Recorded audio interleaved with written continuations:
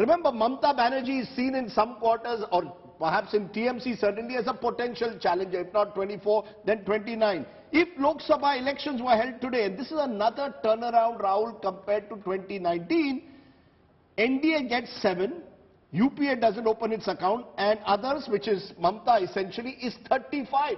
Mamata got just about half the seats in 2019. The BJP got 18. So BJP is down 7. So they are down 11, remember, in Bengal. They are down by about almost 20 in Maharashtra, and they are down by another almost 20 in Bihar. So these are the 3 red flags.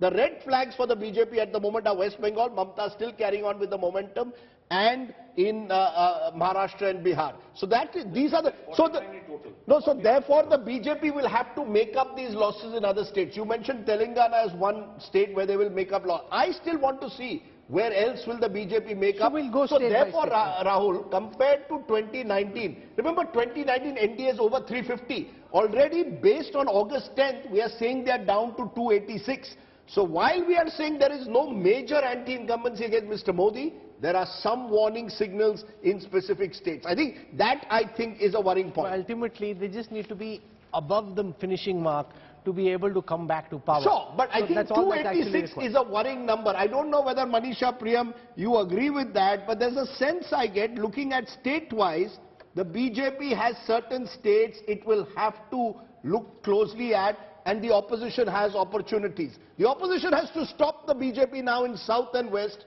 so that the BJP can't make extra gains.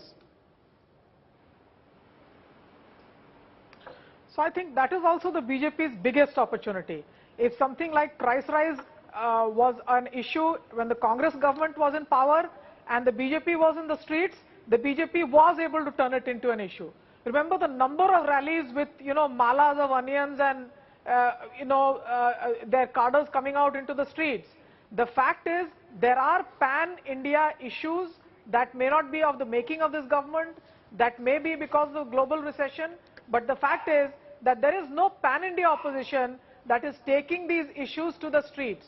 There is also a trust factor in Mr. Modi.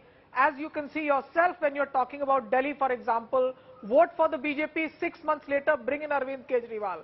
In Jharkhand, vote for the BJP, bring in Mr. Modi, 6 months later, vote out Mr. Raghuvar Das, even bring in a coalition government of the discredited Congress and the JMM, but have a different government.